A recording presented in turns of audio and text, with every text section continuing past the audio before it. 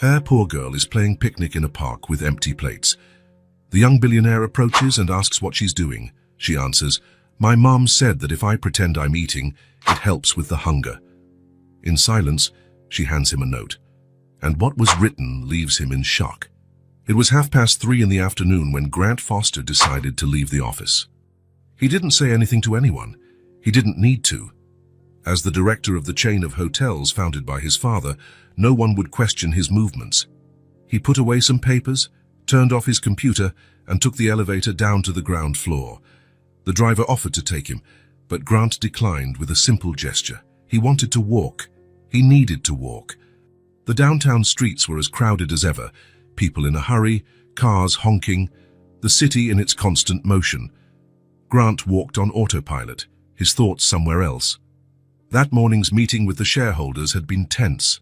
Numbers, statistics, profit forecasts. Everything revolved around money, always money. He walked for 20 minutes until he found the entrance to an old park. It wasn't one of those modern, well-planned parks. It was a piece of forgotten nature in the middle of the city, with old trees and lawns that needed more care. Grant wasn't sure why he went in. Maybe for the tranquility, maybe for the contrast with the excessive shine of the hotels he managed. "At least here, no one expects anything from me," he murmured to himself, following a stone path. His tie was starting to bother him. Grant loosened the knot and opened the top button of his shirt. He felt suffocated, but not just because of his clothes. There was something else, an invisible weight he had been carrying for so long that he no longer noticed. Or pretended not to notice. The park was almost empty at that hour. A few elderly people played chess on concrete tables. A man walked his dog. Two women chatted on a distant bench. Grant walked a bit further, to a quieter area, under the shade of an old oak tree. That was when he saw it. A small girl was sitting on a patched blanket spread out on the grass. The blanket was faded and had a few poorly sewn mends. The child had dark and curly hair tied back in an improvised ponytail. She wore a worn-out blue dress. In front of her were 3 shallow plates, empty, and a few plastic cups, also empty. Grant stopped, observing the scene. The girl carefully arranged the empty plates, then picked up a cup and pretended to drink something. She put the cup back on the ground, took an invisible fork, and moved it around in the empty plate as though she were eating. For some reason, Grant couldn't move on. He stood there, watching. The girl seemed alone. He looked around and saw no adult nearby, just the child, her patched blanket and the empty plates. Then the girl looked up and saw him. For a moment, their eyes met. Grant felt something strange at that moment, a kind of recognition that made no sense. "Hi," he said, almost without realizing. The girl didn't reply. She just lowered her head and continued her game with the empty plates. Grant didn't know what to do. Continuing on his way seemed like the sensible option. After all, what did a child playing in a park have to do with him? But there was something about that scene that bothered him. The empty plates, the patched blanket, the girl's loneliness. He took 2 hesitant steps toward her. "Excuse me? Are you here by yourself?" The girl lifted her eyes again. They were large and dark, with an intensity that didn't match her age. "My mom went to look for work," she finally said in a low, steady voice. "Oh, I see." Grant nodded, still unsure what to do. "And what are you doing?" The question came out naturally, almost as though he were talking to a friend's daughter. But Grant had no children, nor many friends with children. His life revolved around meetings, business, and the occasional social event that always ended in talk about work. The girl looked at the empty plates, then back at Grant. "I'm having a picnic. My mom said that if I pretend I'm eating, it helps the hunger go away." There was something in the simplicity of that answer that touched Grant in a way he hadn't expected. A picnic, with empty plates. "That sounds fun," he commented, trying to sound casual. "Can I ask what you're eating?" The girl shook her head negatively. "I'm not really eating," she said, as if explaining something obvious. "I'm just pretending." Grant felt a tightness in his chest. Something was wrong with this scene. A child alone in a park, pretending to eat from empty plates. "What's your name?" he asked, stepping a bit closer. The girl hesitated before answering. "Callie." "Callie?" That's a pretty name. Grant smiled slightly. I'm Grant. He wasn't sure why he was introducing himself to a stranger's child in a park. He wasn't the type to chat with strangers, let alone with children. But something about this girl, about the situation, kept him from simply walking away. Callie watched him with keen eyes, as if evaluating whether she could trust him. Then, to Grant's surprise, she opened the small, worn backpack at her side and pulled out a folded piece of paper. My mum says pretending helps, Callie said, extending the paper toward him. But I think this is better. Grant frowned, confused. He took the folded paper and slowly opened it. It was a note written in a childish hand, but perfectly legible. Please help me. I'm tired of pretending to eat. I'm really hungry. The impact of those words was physical. Grant felt as though he had been punched in the stomach. He reread the note, trying to process what he was seeing. He looked up at the girl. Callie was staring at him with a mixture of hope and shame. That was when Grant noticed the details. The slightly hollow cheeks of the girl, the thinness of her arms.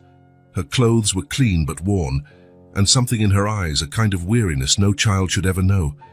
Callie, he began, trying to keep his voice steady, have you not eaten today?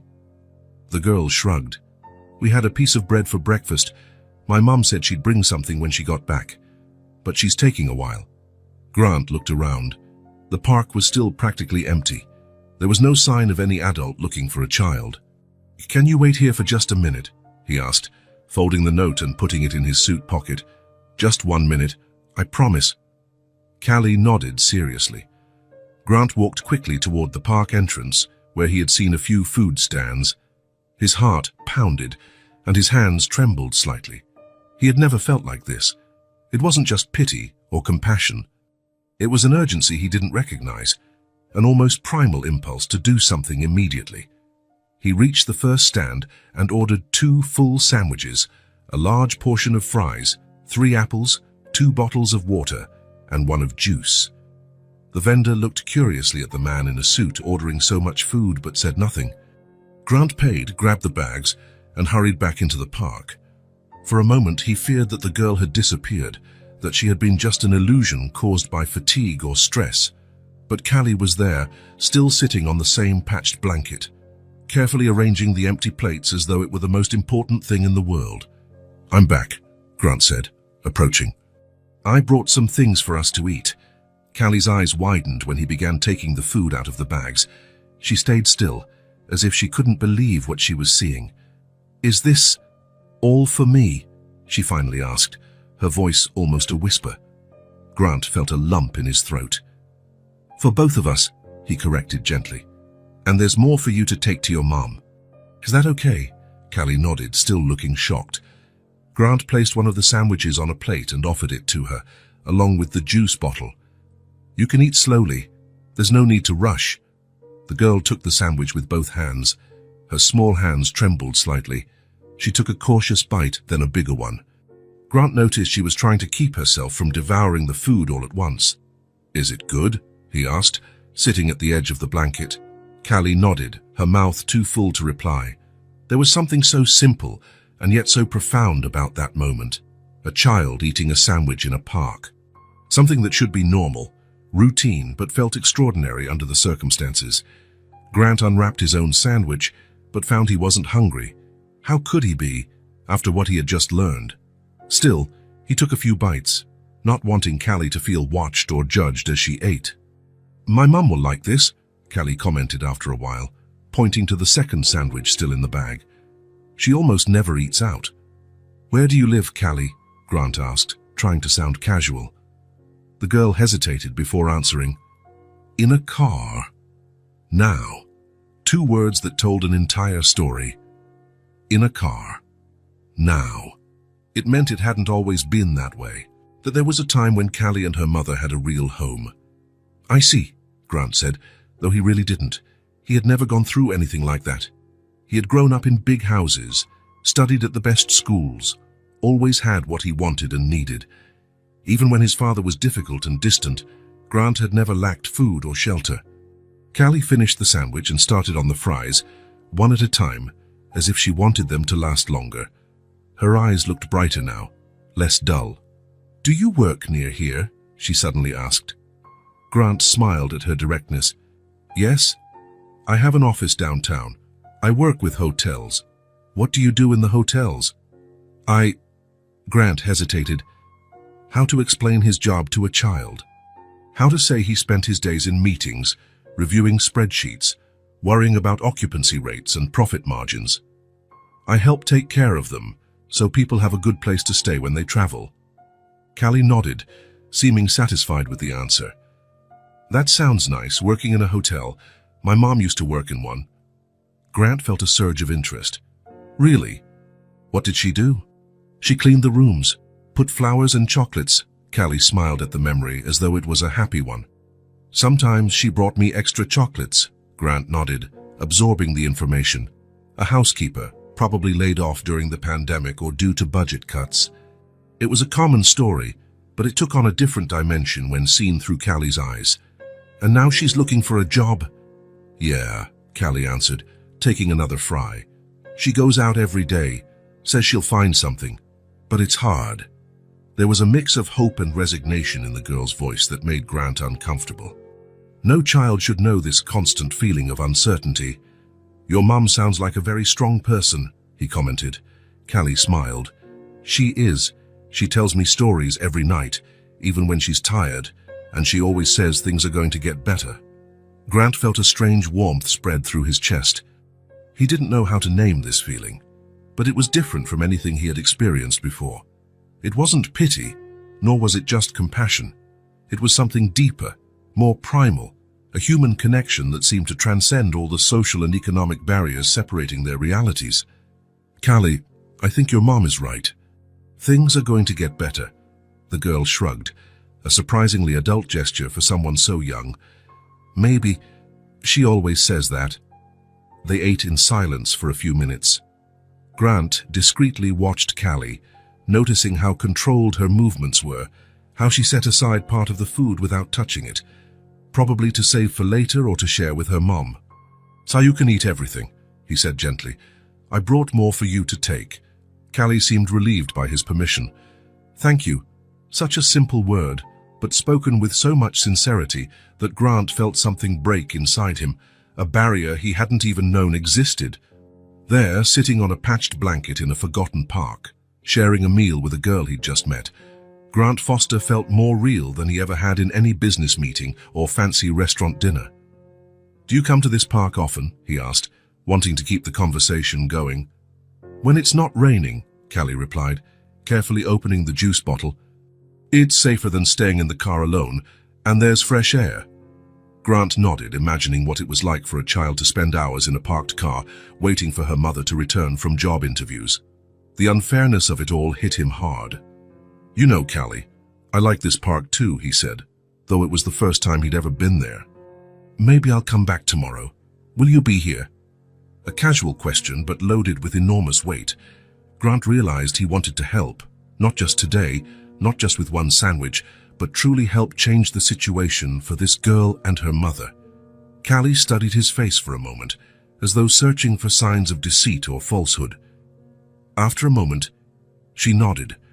"I think so, if it doesn't rain." "Then maybe we'll see each other again," Grant smiled. "We could have another picnic, a real one this time." A small smile appeared on Callie's face, lighting up her eyes. "I'd like that." The sun was beginning to set. Grant checked his watch. He had spent nearly an hour with Callie. The office felt so distant now, as though it belonged to another life. "I need to go now," he said, standing up. "Your mom will probably be back soon, right?" "She always comes back before dark," Callie replied, busy tucking away the extra sandwich and fruit in her small backpack. Grant hesitated. The idea of leaving a child alone in a park bothered him, but Callie seemed used to it, and he didn't want to be there when the girl's mother returned. Not now, not without a plan to truly help. "Will you be okay?" Callie looked at him with those big eyes, so wise beyond her years. "I'll be fine, I always am." Grant nodded, swallowing hard. There was so much resilience in that child, so much strength in such a small body. "See you tomorrow then," he said, taking a few steps away. "Same time?" "Same time," Callie confirmed, returning to organize her plates, which were now no longer empty. The crumbs of bread and leftover fries were like treasures in her little collection. Grant walked away along the stone path, feeling strangely light yet carrying a new weight on his shoulders. Upon exiting the park, he took out his phone to check the time. He had spent nearly an hour with Callie, an hour that somehow felt more meaningful than all of that day's meetings. The note was still in his pocket. Grant pulled it out and reread Callie's small handwriting. "Please help me. I'm tired of pretending to eat. I'm really hungry." Something had changed, not just for Callie, who now had a full stomach, but for Grant as well. He didn't know exactly what it was, but he felt a strange warmth inside, as though a part of him that had been dormant for a long time was beginning to awaken. For the first time in years, Grant Foster felt that maybe, just maybe, there was more to life than financial statements and occupancy rates. Grant returned to the park the next day, and the next, and the one after that. For an entire week, he found a way to slip out of the office for an hour, always at the same time. He always brought something to eat. Sandwiches, fruit, juice, sometimes sweets. Callie was there each time, sitting on the same patched blanket, playing with the same empty plates. That Thursday afternoon, the sky was especially blue. Grant brought a different snack, chocolate milkshakes and fries, and watched Callie's face light up when she saw the treats. Sitting on the edge of the blanket, he observed her eating with that quiet satisfaction only children can show. "My mom used to make milkshakes sometimes," Grant said, barely realizing he was speaking out loud. Callie raised her eyes, curious. "Were they good?" "The best," Grant smiled, and suddenly he was far away. The kitchen was large, with dark wood cabinets and a marble countertop where his mom worked. Grant was 6 years old, sitting on a high stool, watching her put ice cream, milk and chocolate into the blender. "Do you want to turn it on?" his mom asked, smiling. Grant nodded excitedly. She lifted him so he could reach the button. The blender's roar filled the kitchen, and he laughed, thrilled by the power to turn simple ingredients into something magical.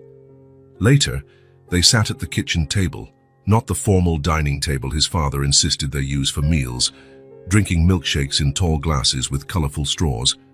"Our little secret," his mother whispered with a conspiratorial smile. "Daddy doesn't like sweets before dinner." Grant returned to the present when he felt a light touch on his arm. Callie was looking at him seriously. "Doesn't your mom make milkshakes anymore?" The simple question pierced Grant like an arrow. "No," he replied, trying to keep his voice steady. "She died when I was little," Callie nodded, with an understanding beyond her years. "That's sad, but at least you have good memories of her." A child without a home, offering comfort to a grown man who had everything. The irony was not lost on Grant. "Yes, I have some good memories. Too few," he thought. "Far too few." "What about your dad?" Callie asked, slurping the last of her milkshake noisily. Grant hesitated. How to explain Richard Foster to a child? He was busy, worked a lot, like my mom does now. "Not exactly. My dad, he didn't need to work so hard. He chose to." The memory came without warning. Grant was 9 years old. It was his birthday. His mother had been gone 3 years. The house was silent, as it always was after she died. The housekeeper had made a cake, but his father wasn't home to sing happy birthday. He arrived late, as always. "Happy birthday, Grant," his father said, entering the bedroom where Grant was already in bed. "Sorry I'm late. We're expanding the hotel and the meetings just wouldn't end." Grant didn't reply. He pretended to be asleep. His father stood in the doorway for a moment, then left, gently closing the door. He didn't even come in to give him a goodnight kiss. "Grant, are you okay?" Callie's voice brought him back to the present. "I'm fine," he smiled, hiding his emotions. "I just remembered some things. Sad things. Some, yes." Grant watched Callie wipe her hands on a napkin. Her movements were delicate, careful. Like each napkin, each fry was something precious. Another memory surfaced. Grant at 12, sitting at the dining table. Silverware, porcelain plates, crystal glasses. His father at the head of the table, him at the other end. A dinner for two at a table that could seat 12. "How was school today?" his father asked, cutting his steak precisely. It was fine, Grant answered, not looking up. Fine isn't an answer, Grant. Be specific. What did you learn? What did you accomplish? I got a perfect score on the math test. That was expected. You're a Foster. No congratulations, no proud smile.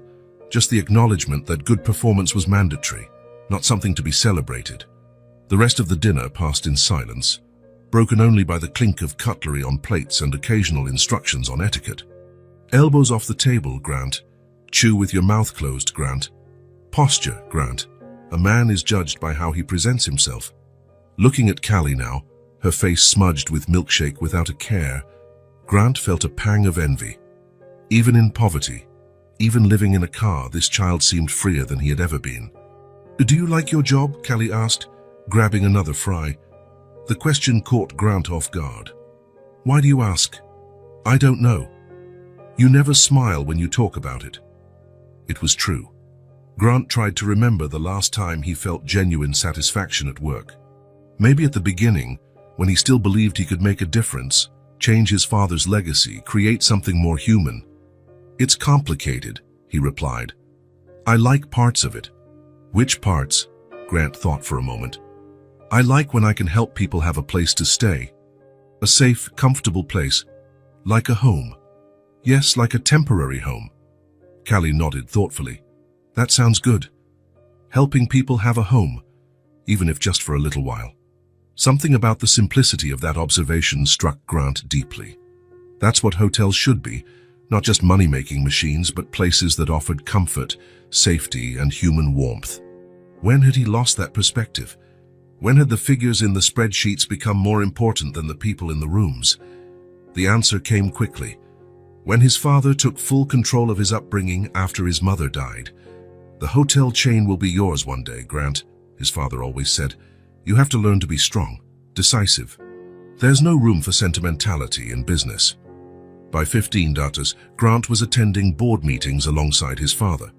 By 18, he was working part-time in the main hotel's administration while studying business in college. By 21, he had taken over management of one of the properties. Everything was planned, scheduled, predetermined. There was never room for questions, deviations, or real choices. Grant Foster's life was written before he even had the chance to hold it in his own hands. He looked at Callie, now playing with a little paper airplane she had made from a napkin. She flew it over the blanket, making engine sounds with her mouth. She had nothing. She lived in a car. She ate when luck allowed. And yet, there was a freedom about her, a capacity to find joy in the smallest things that Grant deeply envied. What are you thinking about? Callie asked, noticing his gaze. How you manage to smile even when things are so hard? The girl shrugged again, that oddly adult gesture. My mom says we can always choose how we feel inside, even when we can't choose what happens on the outside. The wisdom of those words took Grant by surprise. It was exactly the opposite of what his father had always taught him. Control the outside, ignore the inside. Your mom seems very wise. She is, Callie affirmed proudly. Even when she cries in secret, she's strong. Grant felt a lump in his throat. The image of Callie's mom, a woman he had never met, crying alone so her daughter wouldn't see her despair, moved him deeply. He thought of his own father. Had he ever cried after Grant's mother died? Had he felt the same searing pain of loss? If he did, he never showed it. He just threw himself deeper into work, dragging Grant along with him. Callie went back to playing with her paper airplane. Grant watched her, lost in thought.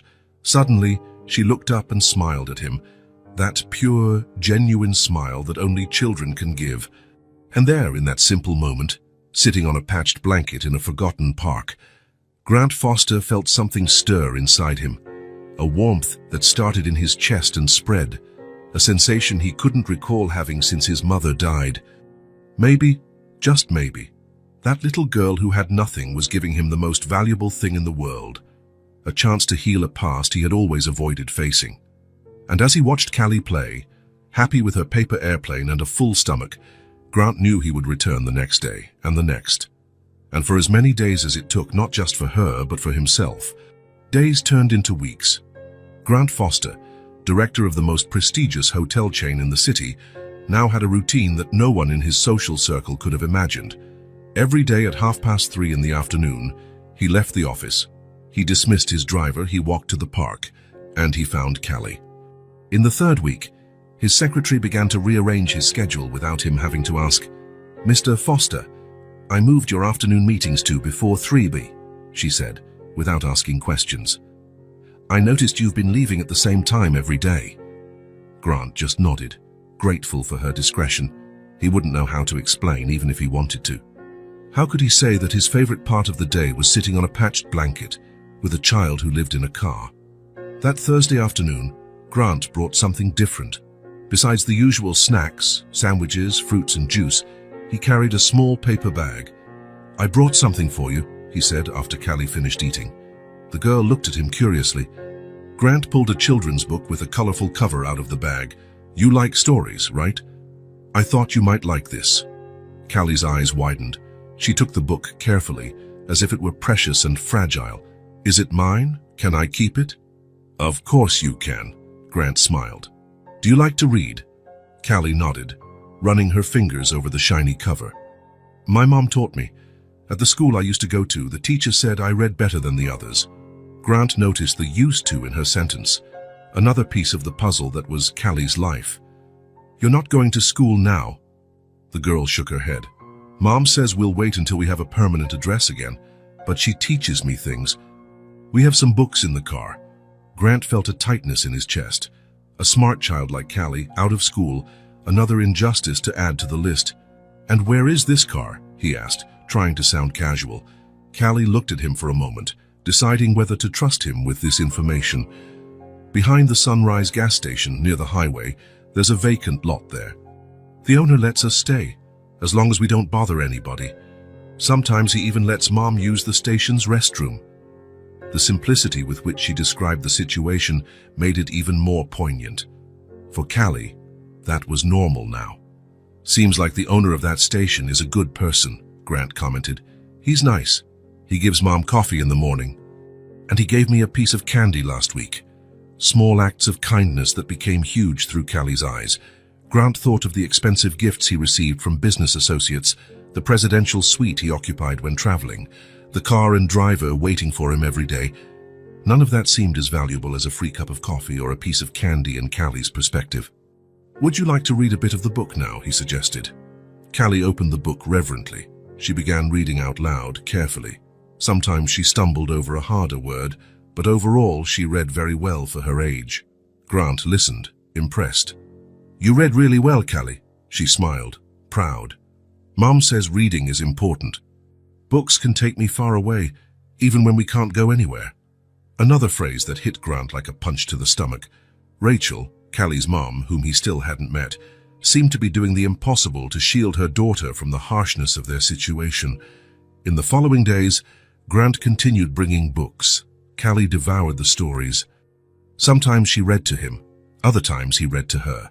They created a little ritual after lunch, a story, after the story, a conversation about the characters, about what Callie had learned, about what she imagined.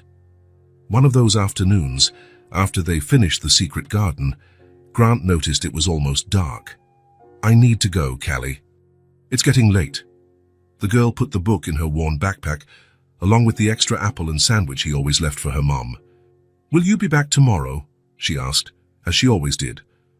"I will," Grant answered, as he always did. But this time, something was different. As he helped Callie fold the blanket, Grant made a decision. "Can I walk you to your car today?" "It's getting dark." Callie looked surprised. "You want to meet my mum?" The question was direct, as hers always were. "I think so. If you don't mind." "And if she doesn't mind, of course." Callie considered it for a moment, then shrugged. "I guess it's okay. Mom always says thank you for the sandwiches. Maybe she'd like to thank you in person." They started walking out of the park. Grant noticed how confidently Callie moved, as though she knew the route well. How many times had this little girl walked it alone? The thought disturbed him. "How's your mum doing?" he asked as they walked. "Tired," Callie answered simply. "She walks a lot every day looking for work. Sometimes she comes back late. Sometimes she comes back crying. Grant nodded, unsure of what to say again, struck by Callie's honesty. It must be tough for both of you. It is. But Mom says we've been through hard things before. We'll get through this too. She sounds very strong. She is, Callie said, with obvious pride. She only gets sad when she thinks I'm not watching. They walked for about 20 minutes. They left the downtown area, passed through some residential blocks, then a more industrial section. Grant realized they were heading to a part of the city he rarely visited.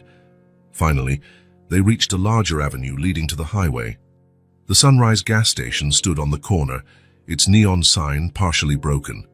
Callie led him behind the station. There was a small vacant lot with tall grass and a few trees.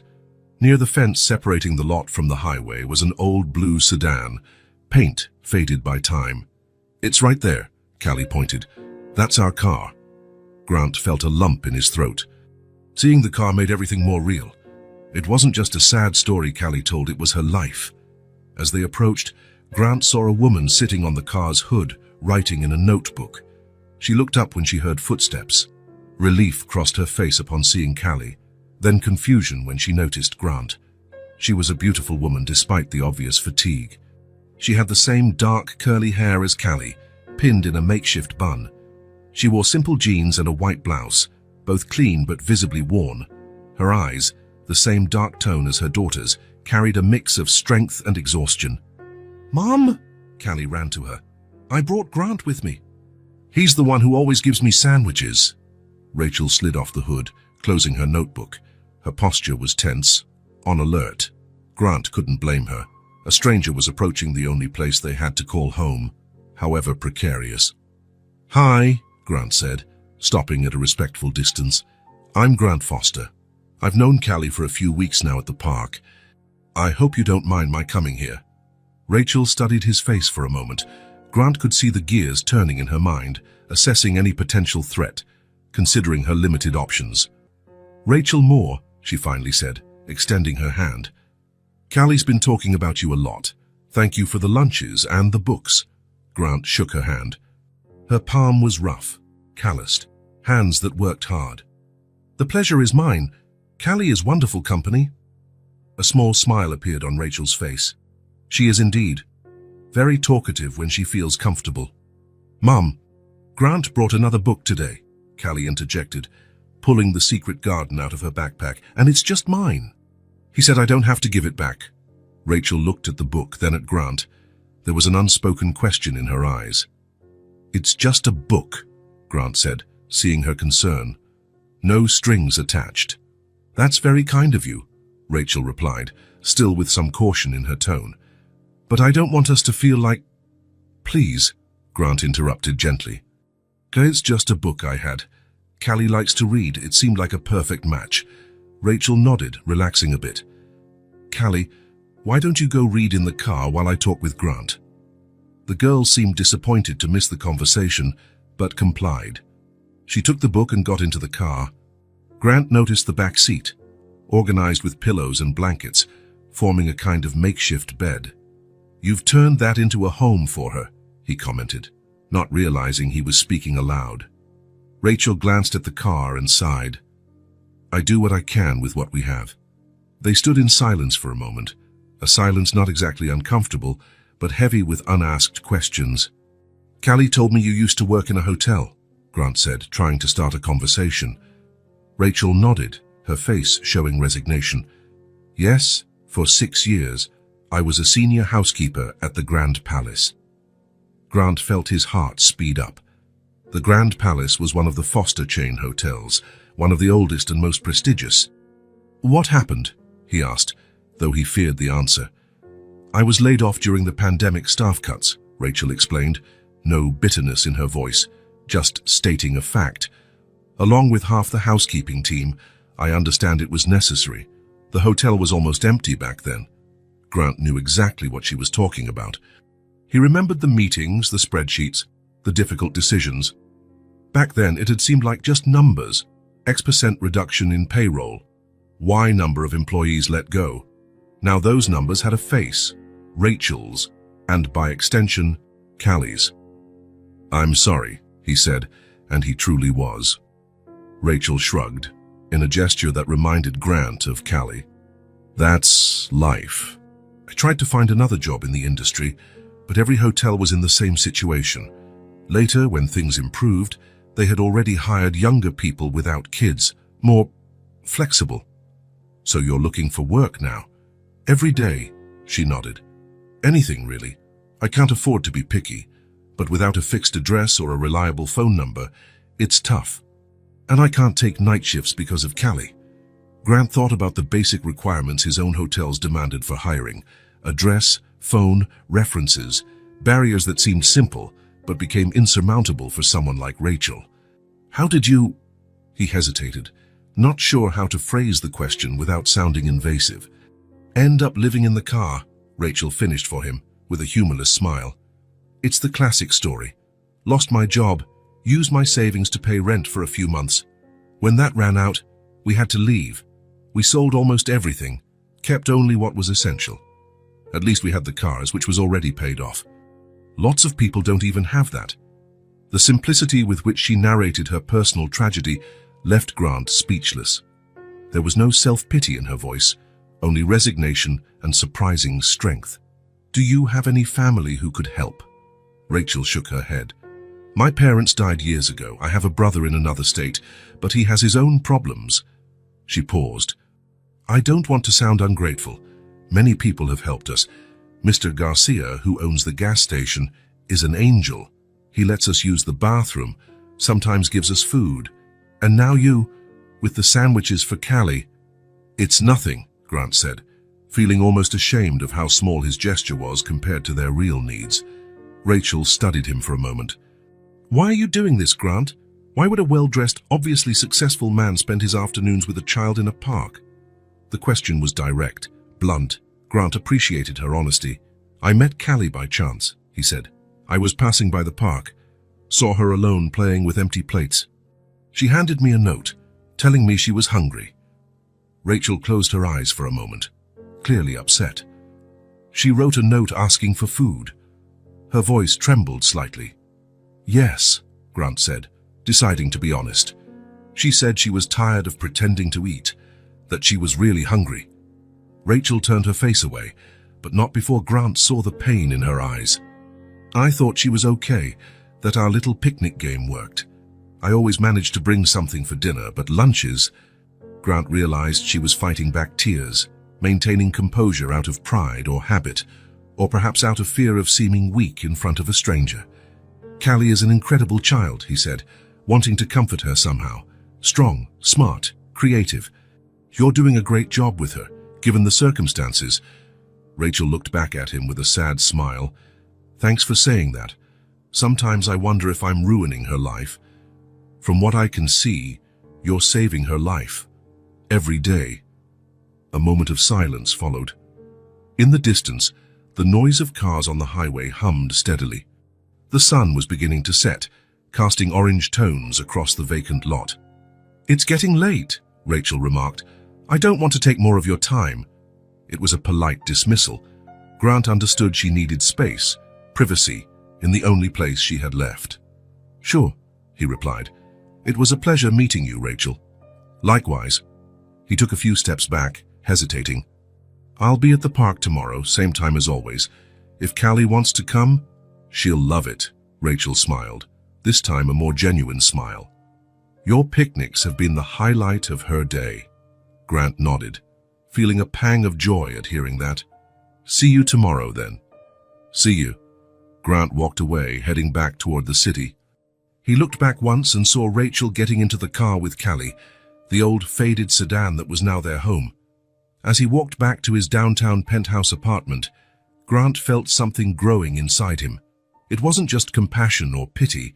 It was a strong, almost urgent desire to do more, to truly help. Rachel and Callie didn't just need sandwiches and books. They needed a roof over their heads, a job, stability. They needed a chance. And maybe, just maybe, Grant Foster, the director of his father's hotel chain, could do something about it. Grant arrived at the office earlier than usual. The building was still quiet, with only a few employees around. He liked it that way. No chatter, no constant interruptions, No stairs following him because he was the founder's son. He sat at his desk and turned on his computer. His thoughts were far from the day's schedule. Since meeting Rachel the day before, he couldn't think about anything else. A former employee of the Foster hotel chain, living in a car with her daughter. The contrast was so brutal it felt physical. Grant felt a weight in his chest, a tightness that wouldn't let him breathe properly. He opened the human resources software, protected by a password only a few in the company had. As a director, Grant had full access to all hotel personnel files. He typed the name into the search field, Rachel Moore. The system took a few seconds to process. Grant tapped his fingers impatiently on the desk. When the results came up, he clicked on the only file that matched. Rachel's photo appeared on the screen. She looked younger, with different hair, smiling for the camera. The contrast with the tired woman he'd met the day before was painful. Name, Rachel Lauren Moore. Position, Senior Housekeeper, Hotel, Grand Palace Hotel, Central Unit. Date of hire, 03/15/2014. Date of separation, 05/22/2020. Reason for separation, staff reduction, code RC19.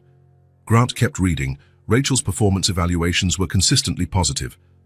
Dedicated employee, meets expectations, punctual, impeccable work.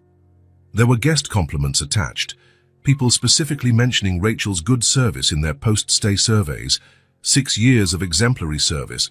Then, with a cold line on a cost-cutting spreadsheet, it had all ended. Grant vaguely remembered that time. The pandemic had hit the hospitality sector hard, cancelled reservations, empty hotels, mounting losses. The board of directors, led by his father, decided to implement drastic cuts to weather the storm.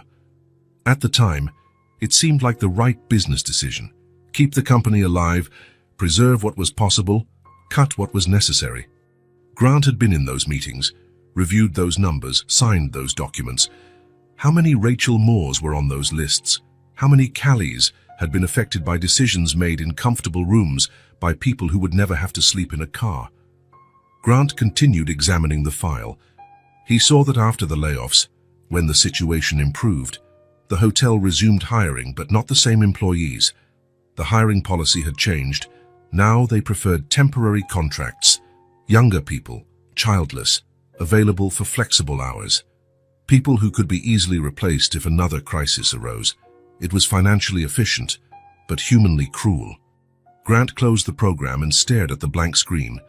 The feeling in his chest had intensified. It wasn't just guilt now, it was anger.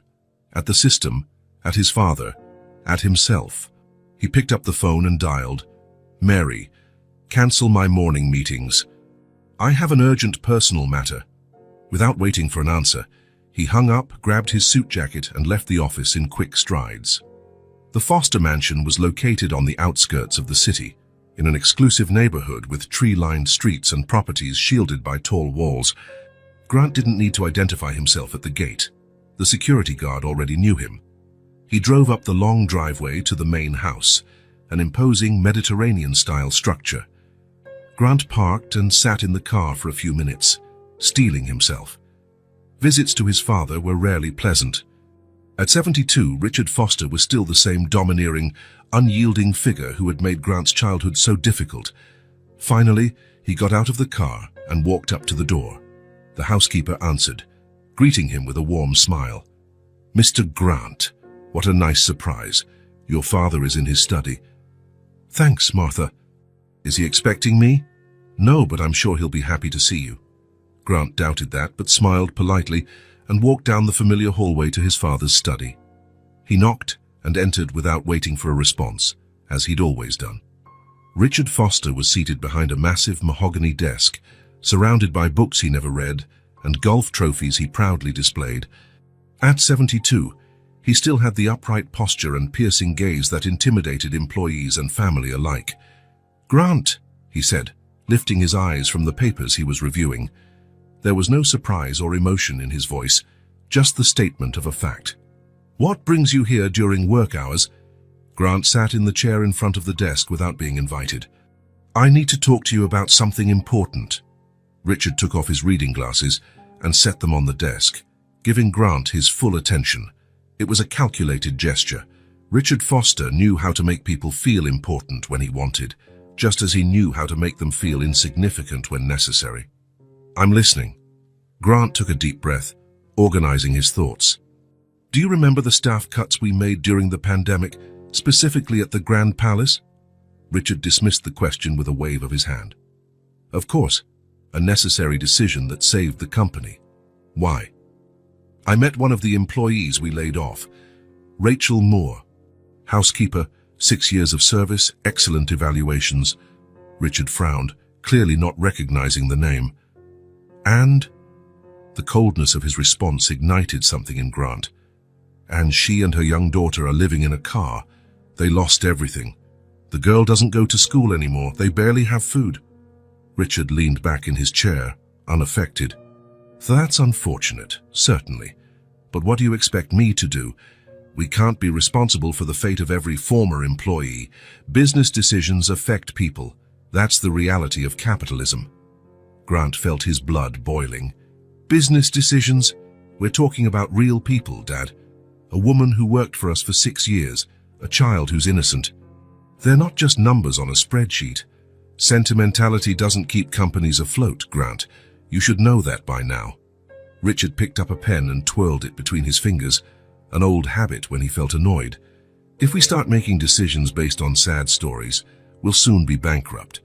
Then how many more would lose their jobs?" It was the same argument as always, the one Richard used to justify every harsh measure, every unpopular step, every moment he put profit above people. "There's a middle ground between bankruptcy and cruelty," Grant replied, keeping his voice controlled. "We could have set up a rehire program when things got better. We could have offered temporary aid, anything to show we cared about the people who built our company." Richard let out an impatient sigh. "Your soft-heartedness has always been a problem, Grant, just like your mother. She also thought we could save the world, one hug at a time." The mention of his mother hit Grant like a physical blow. Richard rarely spoke of her, and when he did, it was always to belittle her naivety or excessive sensitivity. "My mother had humanity," Grant said through gritted teeth. "Something you seem to have lost along the way, if you ever had it." Richard's eyes hardened. "Watch your tone, Grant. I'm your father, not one of your subordinates. And I'm your son, not one of your employees. But you've always had trouble telling the difference, haven't you?" The silence that followed was heavy, loaded with decades of unspoken resentments. "If you came here to insult me," Richard began. "I came here to understand," Grant interrupted. "To understand how the son of poor immigrants, who built an empire from nothing, can be so indifferent to other people's suffering. How someone who knew poverty can be so cold to those going through the same thing now." Richard slammed his hand on the desk, a rare show of loss of control. "Precisely because I knew poverty. I know what it takes to escape it. Strength, determination, sacrifice, not charity, not handouts. These people need to stand on their own feet, as I did." "You didn't stand on your own feet," Grant countered calmly. "You had help from Mr. Harris, who gave you your first job when no one else would hire immigrants. From Mrs. Peterson, who took care of you when you were sick and had no health insurance. From Mr. Goldstein, who lent you money to open your first hotel when no bank would approve your credit." Richard looked surprised to hear those names from the past. "How do you know about them?" "Mom told me. All the stories you never shared, about how people helped you along the way, about how you promised you'd pay it forward when you could." Richard looked away, visibly uncomfortable. "Those were different times. Times have changed. People haven't. We still need each other. Rachel Moore needs a hand right now, just like you needed one back then." Richard stayed silent for a long moment. When he spoke again, his voice was quieter, less confrontational. "What exactly do you want, Grant?" "I want to rehire her. Not as a favor, but because she's an excellent employee who knows our system. I want to create an assistance program for employees in hardship. I want the Foster chain to be known not just for its profits, but for how it treats people." Richard looked at his son with a mixture of irritation and something that could be interpreted as reluctant respect. "Still the idealist. Just like your mother. Maybe the world needs more idealists and fewer pragmatists right now," Grant replied, not backing down. Richard put his glasses back on, a clear sign the conversation was winding down. Do what you want with your employee, Grant. You're the director now, you have the autonomy. As for the rest, put a proposal together with numbers, a detailed financial impact, and present it to the board like any other business idea. That's not exactly what I was hoping for.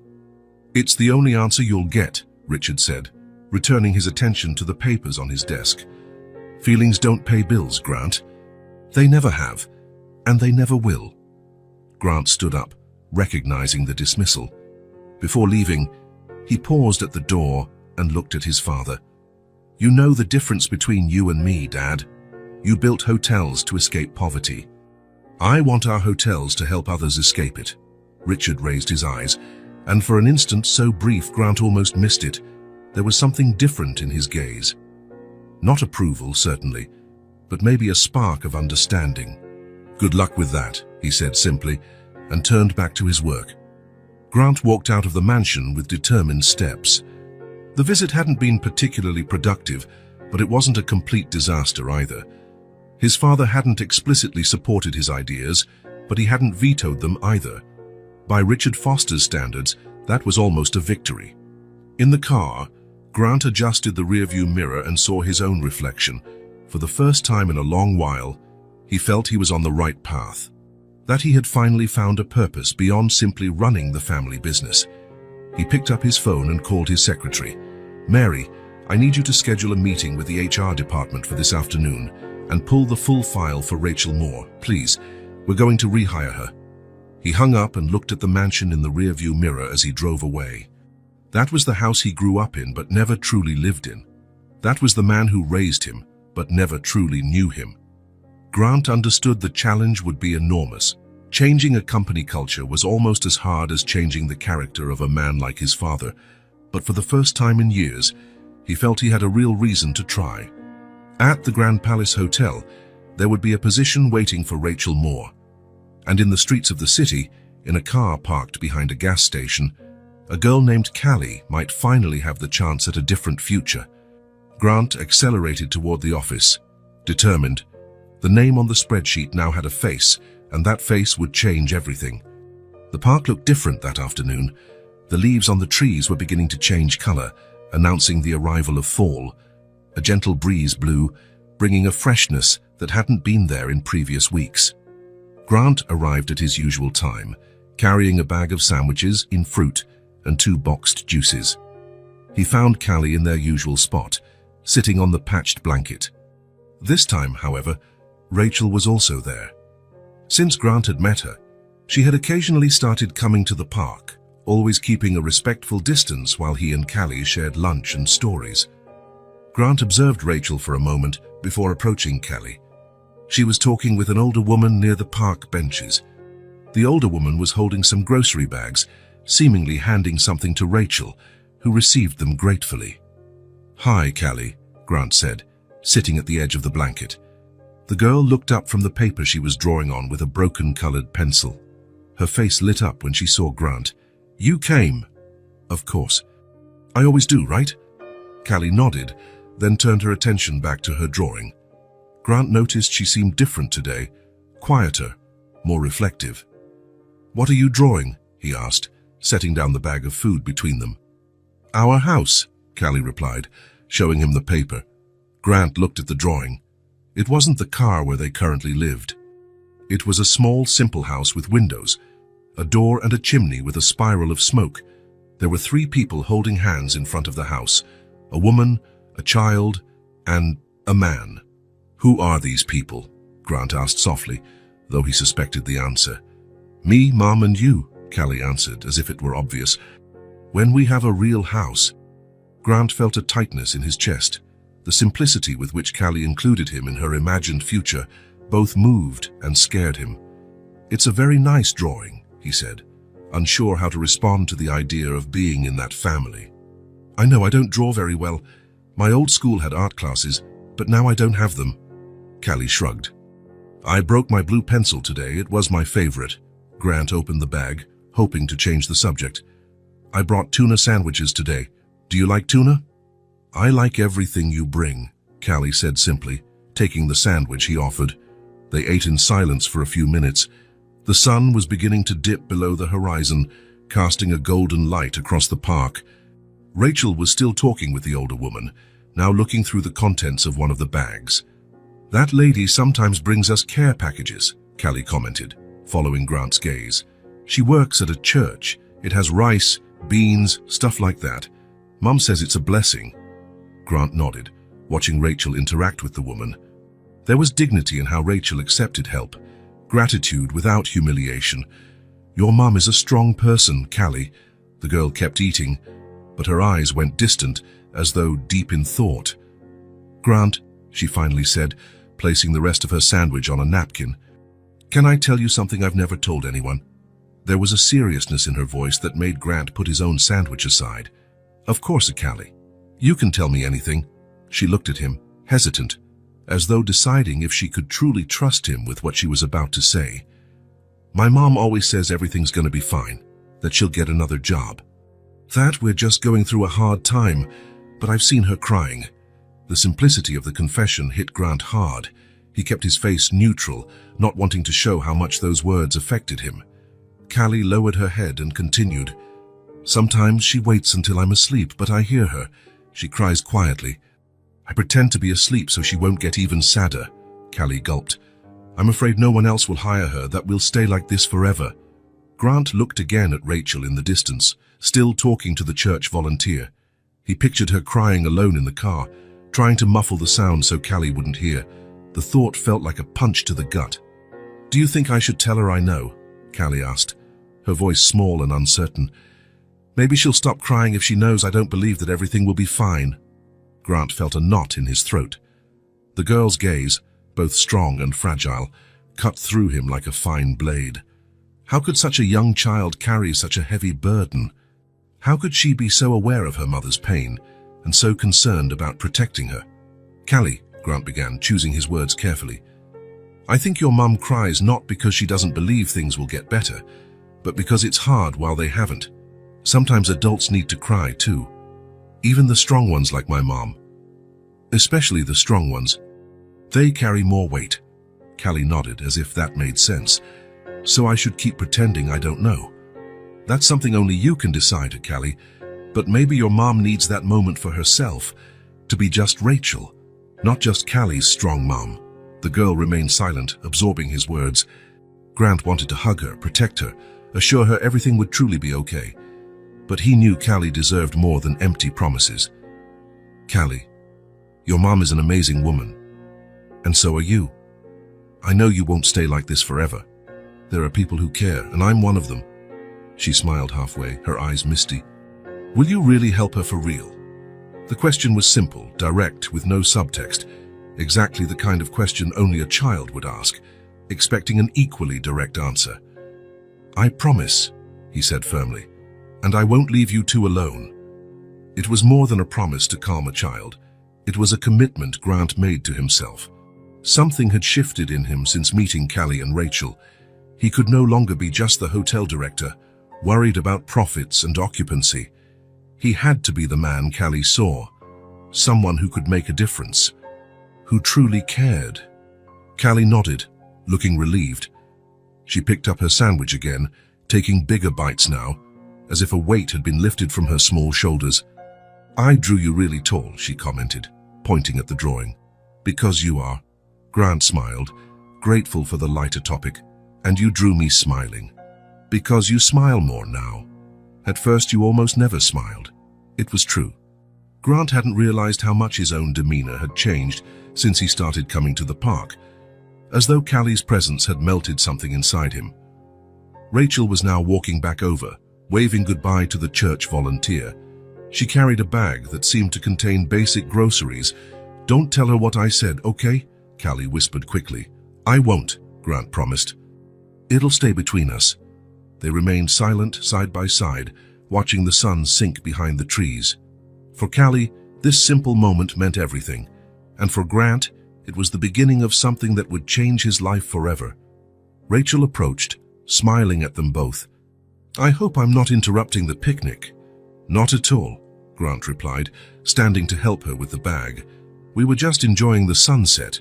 Callie stored her drawing in her worn backpack, though not before Grant noticed she had added a detail: a small sun shining over the house and the three figures holding hands. A light rain was falling that Wednesday afternoon. Rachel sat in the driver's seat of the old blue sedan, reading a used book Grant had brought her the day before. Callie was asleep in the back seat, curled under a thin blanket, breathing softly. 2 weeks had passed since Grant had entered their lives, and small changes were already visible. Callie's backpack now held children's books. Her small box of non-perishable food sat in the trunk. The car's gas tank was always full. Grant insisted on helping with fuel, and after much resistance, Rachel had accepted. It wasn't just material support. It was human warmth, consistent presence, someone who cared. Rachel still couldn't fully grasp why a successful man like Grant Foster spent so much time on them, but she had stopped questioning. In her current life, she couldn't afford to turn away kindness. As she turned a page of the book, her phone rang, the sound strangely loud in the cramped car. It was an old model car with a battery that barely lasted half a day. She kept it off most of the time, saving power for emergencies. Very few people had that number. She looked at the screen. An unknown number, probably another rejection for a job, she thought. In recent days, she had handed out resumes everywhere possible. Restaurants, shops, laundromats, anywhere that might hire someone without a fixed address. She hesitated before answering. She hated another polite no, but she couldn't afford to miss any possibility, however slim. "Hello?" she answered quietly, so as not to wake Callie. "Ms. Rachel Moore?" a female voice asked on the other end. "Yes, that's me." "Mrs. Moore, this is reception at the hotel where you used to work. The manager asked me to inform you that we're reopening some positions. Your name was at the top of the list. We'd like to know if you're interested in returning." Rachel froze. For a moment, she thought she had heard wrong. The Grand Palace Hotel, one of the city's most elegant, where she had worked for 6 years before being laid off during the pandemic. They were offering her job back. "Miss Moore, are you still on the line?" Rachel realized she had been silent too long. Yes, of course I'm interested. Thank you so much. I don't even know what to say." Her hands trembled as she held the phone. She felt a knot in her throat, a mix of relief and disbelief. "Great," the voice continued. "Could you come in tomorrow at 9 a.m. to finalize the details? Just ask for Mr. Roberts at reception." "I'll be there," Rachel confirmed, her voice still trembling. "Thank you for the opportunity. See you tomorrow then." The call ended, and Rachel stared at the phone in her hand as though it might disappear at any moment. A job. Her old job. After more than a year living on the brink, surviving on odd jobs and charity, there was finally a light at the end of the tunnel. A small movement in the back seat caught her attention. Callie was waking up, rubbing sleepy eyes. "Who was it, Mum?" she asked in a hoarse, just-awake voice. Rachel turned to her daughter, unable to contain the smile spreading across her face. "It was the hotel, honey. They want me to come back." Callie's eyes went wide, confusion first, then realization. Really? They actually called? There was so much hope in her voice, but also a carefulness, as if she were afraid to believe too much and be disappointed. Rachel knew that feeling well. It mirrored her own heart at that moment. Rachel held out her arms, and Callie clambered into the front seat, bridging the gap between them with a child's nimble ease. "We're going to get out of this. I promise," Rachel whispered, holding her daughter close, feeling the warmth of her small body. They stayed like that for a long moment, hugging in the quiet car, with the soft rain drumming on the roof. It was a perfect moment, one Rachel knew she'd hold on to forever, no matter what happened next. "Can we tell Grant?" Callie asked, still in her mother's embrace. Rachel smiled. Of course, Callie's first thought was to share the news with Grant. In the past weeks, he had become a steady presence in their lives, especially for Callie. "Sure. We'll see him at the park tomorrow, like always." "He'll be so happy," Callie said with the confidence of a child who felt she knew someone well. "He will," Rachel agreed. Lying in the back seat that night, Callie breathing softly beside her, Rachel couldn't sleep. Her mind buzzed with possibilities. A steady paycheck, maybe a small apartment soon, Callie going back to school. Simple things most people took for granted, but that for them had become distant dreams. Something didn't quite add up, though. Why would the hotel call her back now after so long? Why would her name be at the top of the list, especially given how the hospitality industry usually worked? They generally preferred new hires, younger, more flexible, no dependents. The most obvious answer made her heart race. Grant. He worked with hotels. He'd mentioned it several times. Could he have some connection with the Grand Palace? Might he have used his influence to get her the job? Rachel pushed the thought away. She didn't want to believe all his kindness was just a setup for this kind of hidden charity. She preferred to believe the hotel valued her for the work she'd done for 6 years. The next morning, Rachel got up early, putting on the best clothes she still owned, a pair of black slacks and a simple white blouse, both clean and well ironed, thanks to a borrowed iron from the church volunteer. She put her hair in a neat bun and applied a little lipstick, the only makeup item she hadn't sold. She left Callie at the park, where the girl would read her books until Grant arrived, as they'd done for several weeks. "Behave, okay?" she said, kissing the top of her daughter's head. "I'll be back as soon as the interview's done."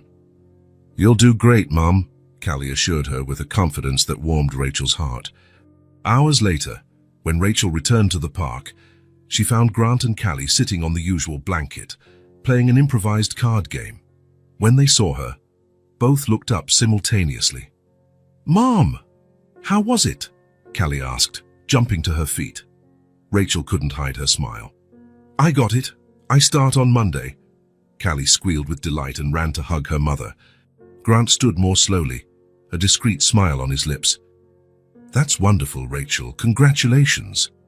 There was something in his eyes, a quiet satisfaction Rachel couldn't fully decipher. It was almost as if he already knew this would happen. "Thank you," she said, studying his face. It was a surprise when they called.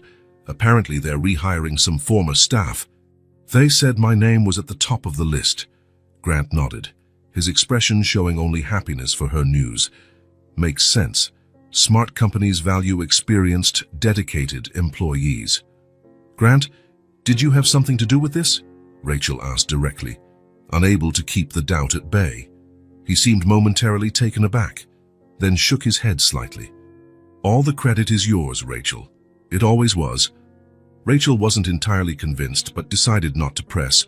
For now, she just wanted to savor the moment, the sense of relief and hope she hadn't felt in so long. "We have to celebrate," Callie exclaimed, bouncing around them. "Let's have a special picnic." Grant smiled. "That's a great idea. How about tomorrow? I'll bring something special." As Callie chatted excitedly about what she wanted for their celebration picnic, Rachel watched Grant. There was something different about him, a serenity, a profound sense of satisfaction that went beyond mere pleasure at good news. For him, Rachel now realized, it was important that she be chosen for what she'd always been: dedicated, capable, indispensable. Not as a charity case, not as a personal favor, but for her own worth. And in that moment, no matter what role he might have played in the unexpected call, Rachel felt a gratitude that words could barely express. Rachel accepted the job. Despite the revelation about Grant, despite the feeling of betrayal, she couldn't afford to say no, not when Callie needed stability, not when the alternative was staying in a car. Her first days back at the Grand Palace were a mix of familiarity and strangeness. The crisp uniform, the elegant hallways, the routine of checking rooms, changing linens, restocking amenities. Her muscles remembered every motion as if she'd never left. It was like fitting back into a place her body hadn't forgotten. Her co-workers received her with subdued warmth. Some faces were new, but many were familiar. People she had worked alongside for years. Nobody mentioned the car, the precarious situation, the time she'd spent on the streets. It was as if that hard period was just an interval, a chapter everyone preferred to skip. But something was different. The looks, the whispers, the conversations that ended when she approached. Rachel knew exactly what they were thinking. Why her? Why, among all the former employees, had Rachel Moore been chosen to return? The answer lay in the name everyone avoided saying around her, Grant Foster. Rachel deliberately avoided him. She'd learned to spot the signs of his presence at the hotel, murmurs among the managers, a subtle tension in the air, everyone on their best behavior. When she sensed those signs, she found tasks on other floors in different departments. Anywhere she could avoid running into him. She wasn't ready. The revelation was too fresh. The feeling of having been observed, studied, without her knowledge still stung like an open wound. She needed time, space to organize her thoughts. On the fourth day, she received her first early paycheck. Policy for rehires, the manager said. Rachel knew there was no such policy. It was Grant, again, trying to help without appearing intrusive. Part of her wanted to refuse, to maintain her pride. But the practical side, the mother who needed to care for her daughter, accepted without protest. With that money, she rented a small room in the back of an elderly lady's house. It wasn't much, just a simple space with a double bed, a tiny bathroom, and a small cooking area with a 2-burner stove. But it had solid walls, a leak-free roof, and a door that locked. After months in the car, it felt like a palace. When she took Callie to see the place, the girl ran through the cramped space in pure delight. "We have a house," she shouted, jumping on the bed. "A real house." That night, lying on an actual bed under a safe roof, Rachel allowed herself, for the first time in a while, to cry softly. They weren't tears of sadness, but of relief, gratitude, and confusion. How was she supposed to handle the fact that all of this, her job, her home, renewed security, came from a man she thought she knew, who had hidden such a crucial part of who he was? The days at the hotel followed a steady routine. Rachel worked with the same excellence she always had. Her supervisors praised her performance, as though she had never left. But she felt the stares, the unasked questions about her connection to the young director. Almost 2 weeks went by without her seeing Grant. She heard occasional comments that he was traveling, in important meetings, handling the chain's expansion. A part of her wondered if he was avoiding the hotel on purpose, giving her the space she'd requested. Callie, however, asked about him constantly. "When are we going to see Grant again?" she asked often. "I miss our picnics."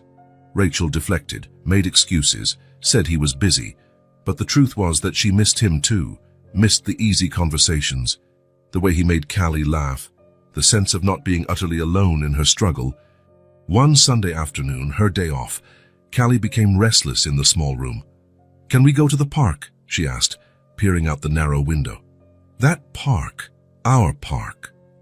Rachel hesitated. The park meant memories, meant the possibility of running into Grant. "I'm not sure, Callie. We could go somewhere else. There's a little playground nearby, but I want to go to our park," Callie insisted with that determination that sometimes surprised Rachel. "We haven't been there in ages." Rachel sighed. She couldn't avoid the park forever, just as she couldn't avoid Grant. Maybe it was time to face whatever needed facing. "Okay," she finally conceded. "We can go, but just for a bit." The park was crowded that Sunday. Families on the grass, children running, couples strolling. It was a snapshot of normalcy Rachel had lost for so long. Callie pulled her by the hand, eager to reach the spot where they used to meet Grant, and then there he was, sitting on the same bench as always, a book open on his lap, apparently absorbed in reading. He wore simple clothes, jeans and a t-shirt, nothing that revealed his true position. He looked more like the Grant from the park than the director of a hotel. Before Rachel could react, Callie let go of her hand and ran ahead. "Grant," she called, waving excitedly. He looked up, surprised. His face lit up at the sight of Callie, but his eyes quickly shifted to Rachel's, uncertainty clouding his expression. He closed the book and stood, unsure whether to move forward or stay put. Callie reached him first, throwing her arms around his legs with childlike enthusiasm. Grant smiled, returning the hug, but his gaze remained on Rachel, who approached slowly. "Rachel, it's good to see you," he said, his voice controlled, each word measured. She looked at him seriously, not backing down. "I'm still trying to understand. Everything was so hidden. You had your reason, I know, but I needed trust. And you took that from me." There was no accusation in her voice, just a painful truth. Grant lowered his gaze, accepting the reproach without defense. I made a mistake, not because I wanted to deceive you, but because I was afraid it would look like I was just doing charity, that I didn't see your true worth. I wanted you to have the chance without knowing it came from me. Sensing the tension between the adults, Callie stepped aside to play with some fallen leaves on the grass. Rachel watched her for a moment, seeing how her daughter laughed at something so simple, how she found joy where many would find none. It was a lesson Rachel realized she needed to learn again. She likes you, a lot, and I know you care about us. It was a hard admission, but true. Despite her hurt, Rachel knew Grant's care was genuine. The stories of his own childhood, the way he treated Callie, the respect he had always shown her, even at her lowest. None of that could be faked by someone with ulterior motives. Grant took a small step forward, closing the distance between them. Give me a chance to show you that all this, the hotel, the care, what we've built, was real. Rachel glanced again at Callie, who was now stacking leaves, fully absorbed in her game. She thought about how the girl asked about Grant every day, how her face lit up when she talked about him, how he had become an important, positive presence in their difficult life. Would it be fair to deny her daughter that because of her own wounded pride? Rachel hesitated for a few more seconds. Then she gave a simple nod. All right, but let's do it the right way. No secrets. The relief on Grant's face was evident, as though a huge weight had been lifted from his shoulders. No secrets, he promised with a gentle smile. That day, they didn't have an elaborate picnic like the ones before. No meticulously prepared sandwiches or boxed juices. They just sat together on the grass, under the shade of a large tree. Grant pulled out a package of cookies from his pocket, opened it and offered it around. They shared that simple snack in silence, watching the people in the park, the sun lowering on the horizon, life moving around them. To Rachel, that simple moment meant far more than a casual meeting. It was the beginning of something new, built on more honest ground.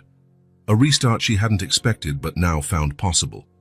As she watched Callie and Grant quietly discussing the shapes of clouds in the sky, Rachel allowed herself, for the first time, to consider that perhaps the truth, as painful as it had initially been, could open the way to something real, something that needed no masks or half-truths, and for now that possibility was enough. The apartment was on the third floor of an old building with no elevator.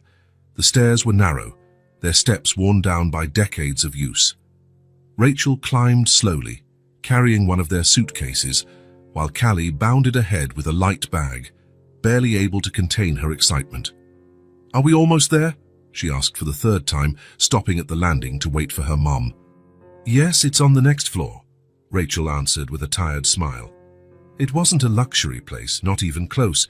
A small apartment with 2 bedrooms, a modest living room, a compact kitchen, and a single bathroom. The rent was affordable precisely because it was an old building in an unpretentious neighborhood. The walls needed fresh paint, some tiles were cracked, and the windows let in a draft on cold days. But as Rachel reached the third floor, set the suitcase down, and took the key from her pocket, she felt something she hadn't in more than a year, the weight and meaning of having a place to call their own. She turned the key in the lock and pushed the door, which opened with a faint creak. Can we go in now? Callie asked, impatient. Yes, Rachel replied softly. This is our new home. The word our carried special significance. After so long without a fixed address, they finally had a place that was theirs, where they could stay without fear of being kicked out or bothered. Callie dashed inside, her small footsteps echoing on the wooden floor of the empty living room. It's huge, she exclaimed, spinning with arms wide open. Rachel smiled, watching her daughter. The apartment was actually quite small, but for someone who had been confined to the back seat of a car, any space seemed immense. She brought in the 2 suitcases that held everything they owned, some clothes, important documents, a few books and toys of Callie's they hadn't sold, family photos kept like treasures. They were lucky with the landlord, an elderly man touched by their story, who left some basic furniture, a table with 4 chairs in the kitchen, a double bed in the larger bedroom, a single bed in the smaller one, a worn but clean couch in the living room, and a simple shelf. The rest Rachel bought gradually with her new salary: bedding, towels, kitchen utensils, hygiene items, and most importantly, groceries for the pantry. Callie was already exploring each room, opening and closing doors, switching lights on and off. "Which one's my room?" she shouted from down the hallway. Rachel approached and pointed to the door on the right. "This one. Let's see if you like it." The room was small, big enough for the single bed, a bedside table, and a built-in closet. The window overlooked an internal courtyard. No grand view, but enough natural light during the day. Callie burst inside like a whirlwind and immediately jumped on the bed, testing the mattress with little bounces. "I have a bed just for me," she exclaimed, eyes shining. "And a whole room." Rachel leaned against the doorframe, watching her daughter's joy. For most children, having their own room was normal, expected. For Callie, after months spent curled up in a car's back seat, it was an unimaginable luxury. "Can I put my things in here now?" she asked, already opening the small closet. "Sure, sweetheart. I'll start organizing the kitchen." She left the smaller suitcase in Callie's room and took the other to the main bedroom. She had no time to explore her own space. The priority was to make a decent dinner, to celebrate their first night in the new place. In the kitchen, Rachel began unpacking the groceries she'd bought earlier. It wasn't much, but it felt like a treasure once out of reach. Rice, beans, cooking oil, salt, and other basics. Some fresh vegetables, eggs, and as a small luxury for the special occasion, a whole chicken to roast. She also bought cleaning supplies, a small plant for the kitchen windowsill, and for Callie a box of colored pencils and a sketchbook. There was something profoundly soothing and healing about placing each item in its place. Plates and cups in cabinets, utensils in drawers, food in the pantry. Ordinary routines that symbolized the return to normal life, stability, dignity. As she worked, she heard Callie running through the apartment, exploring every corner, every detail, every new possibility. "Mom, we have a real shower. Look, you can see the street from the living room window. There's a light switch in every room." Rachel smiled at her daughter's discoveries. Simple, basic things turned into marvels by someone who hadn't had them for so long. When she finished in the kitchen, Rachel started preparing dinner. She cleaned the chicken, seasoned it with garlic, onion, lemon, and herbs. She washed the rice, set the beans to cook, and cut vegetables for a salad. Familiar motions she hadn't done in so long, since she lost her old apartment and everything else. In the car, meals were always makeshift. Cold food, snacks if they had money, or donated meals. The luxury of making a complete hot dinner in a real kitchen felt almost surreal. The aroma of cooking filled the apartment. Rachel opened the windows to let in the evening breeze. It was autumn, and the trees on the street displayed leaves of gold and red. Callie came back into the kitchen holding one of the books Grant had given her. "Can I stay here while you cook?" she asked, pulling out a chair. "Of course you can." The girl settled at the table and opened the book. Though she wasn't really reading, her eyes wandered around the room, taking in every detail as if committing the scene to memory, being at home. "We have a table," she exclaimed suddenly, as though just noticing. "And a real bed." Rachel laughed. "Yes, we have a table and beds and a couch and so on. And walls, real walls, not the ones in the car." The girl got up and touched the kitchen wall, running her fingers over the slightly rough surface, feeling its solidity. Rachel felt a knot in her throat. Callie's happiness over such basic things was both beautiful and heartbreaking. No child should be amazed by having walls around them, a roof overhead. Those should be guaranteed, not luxuries. But there was no bitterness in that moment, only gratitude for having survived, for staying together, for finding their way back to stability. When dinner was ready, Rachel set the table with care. No fine china or embroidered tablecloths, just simple plates, utensils, and glasses, but all clean. She served them generous portions: fluffy white rice, dark, fragrant beans, golden roasted chicken, and fresh salad. "Come, Callie. It's ready." The girl closed her book and sat down, eyes wide at the simple feast. "All this is ours." "Yes, sweetie," All ours. Callie closed her eyes, smiling before taking her first bite. This is the best smell in the world. Rachel watched her daughter eat with appetite and delight, savoring every bite as if it were the finest meal ever made. And, in that moment, it was. The taste didn't just come from the ingredients, it came from freedom, safety, the feeling of finally being home. For the first time in a long while, Rachel wasn't worried about tomorrow. She wasn't wondering where their next meal would come from, or if they'd have to move again, or if someone would knock on the car window in the middle of the night. There was food in the kitchen, a door that locked, and rent paid for the first month. And the dreams she had buried, those she feared to even imagine, were now sprouting again. She could think about enrolling Callie in a local school, about buying a vase of flowers for the living room, about inviting Grant over for dinner someday to thank him, now that the sting of his secret was slowly healing. Small plans for a future that, for the first time in a long time, felt possible. Thank you, Mom, for not giving up. Callie's voice was small but carried a depth beyond her years. Rachel's eyes moistened. How could she explain to a child that there had been moments she almost did give up? That there were nights, with Callie sleeping in the back seat, when she'd stared at the dark sky wondering if she could go on. That the pain, fear, and humiliation almost broke her many times. Rachel reached out and gently held her daughter's hand. Thank you, sweetheart, for giving me strength when I almost lost mine. It was true. In the darkest times, Callie had been the reason she kept going. The need to protect her child, to ensure Callie had a chance at life, was what prevented her from surrendering.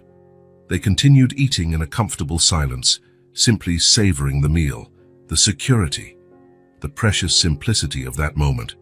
They were celebrating not only the food, but also the safety, the dignity, and the love that had endured everything. Later, after the dishes were washed and put away, after the kitchen was cleaned, Rachel prepared a bath for Callie. Another simple luxury, a warm bath without rushing, in a real bathtub, not in a public gas station bathroom or a restaurant sink. Look at all the bubbles, Callie squealed, plunging her hands into the foamy water. Rachel smiled, watching her daughter splash around as though it were her first bath. In a way, it was the first in a long time, with genuine comfort and safety. After the bath, with Callie dressed in clean pajamas, Rachel led her to her bedroom. The bed was made with new sheets and a soft blanket. It wasn't luxurious, but it was far beyond the car seat. Can I read a bit before sleeping? Callie asked, already climbing under the covers. Just for a little while. It's late. Rachel turned on the small lamp on the nightstand. Another little luxury, having a light on at night without worrying about draining a car battery.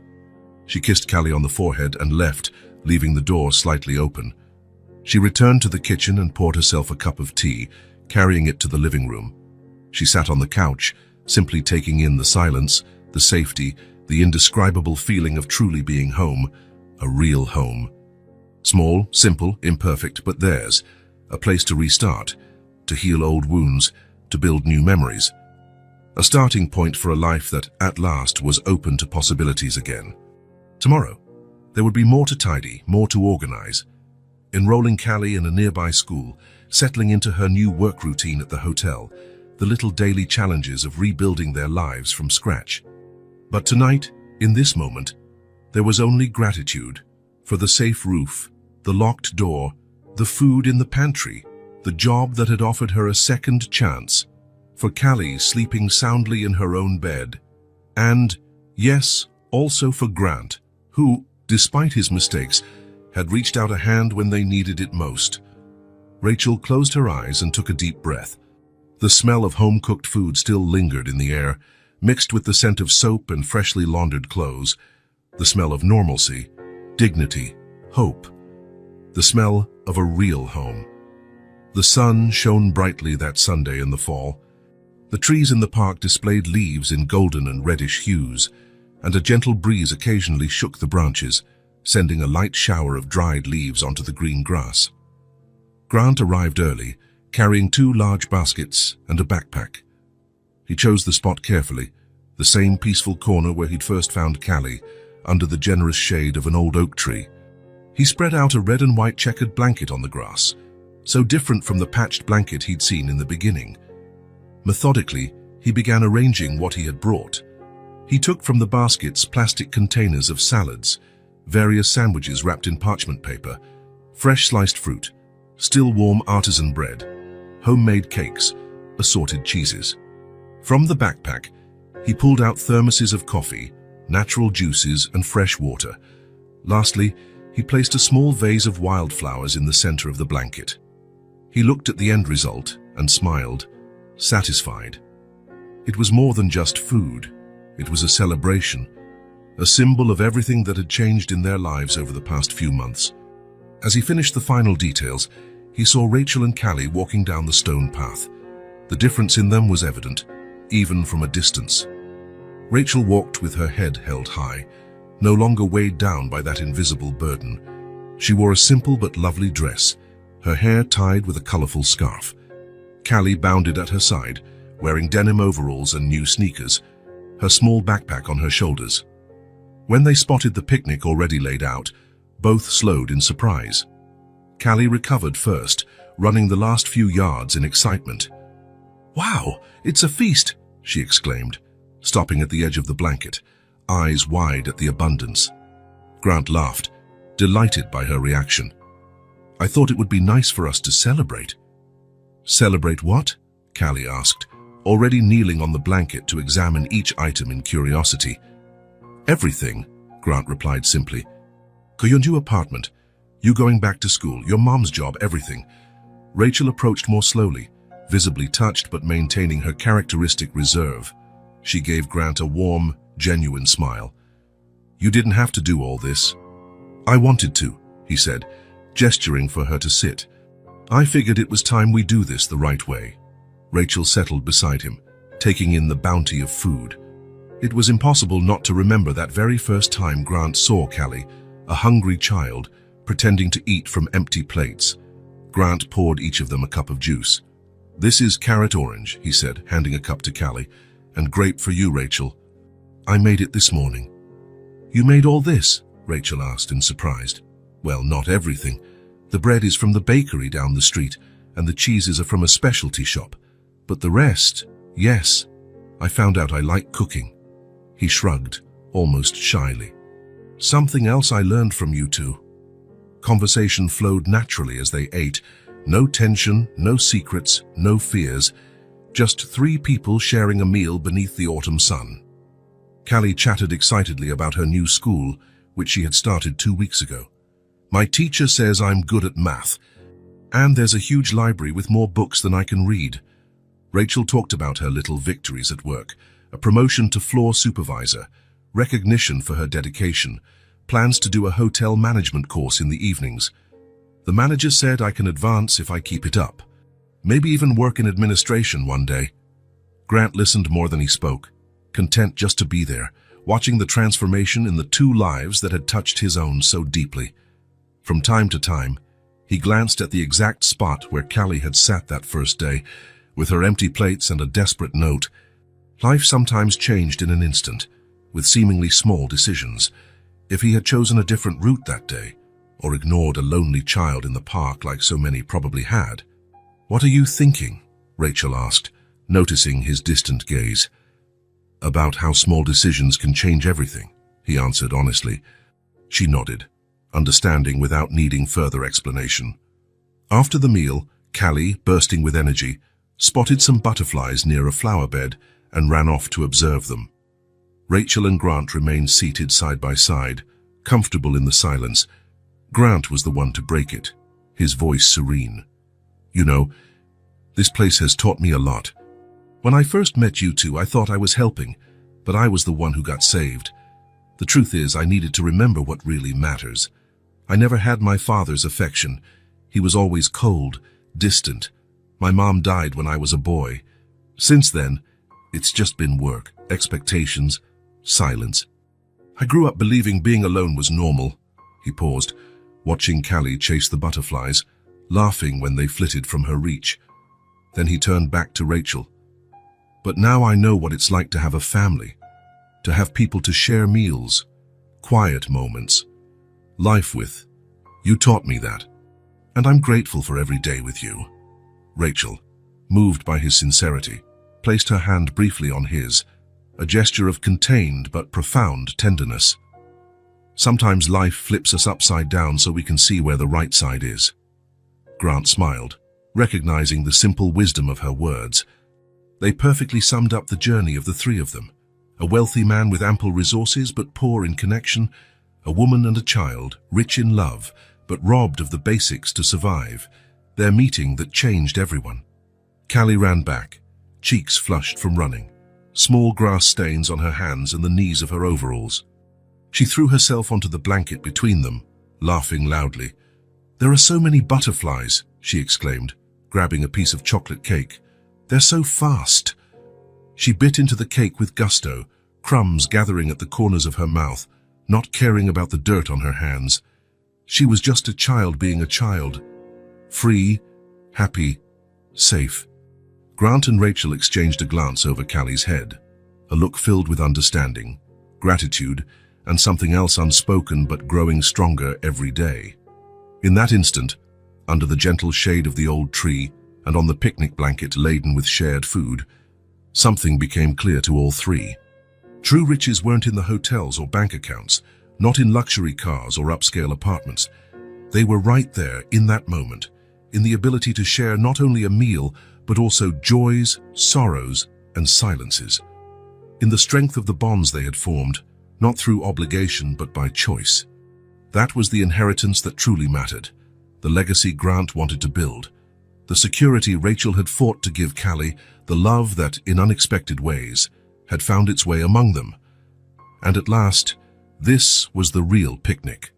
Not a sad game with empty plates, but a genuine celebration of full bellies, happy hearts, and possible futures.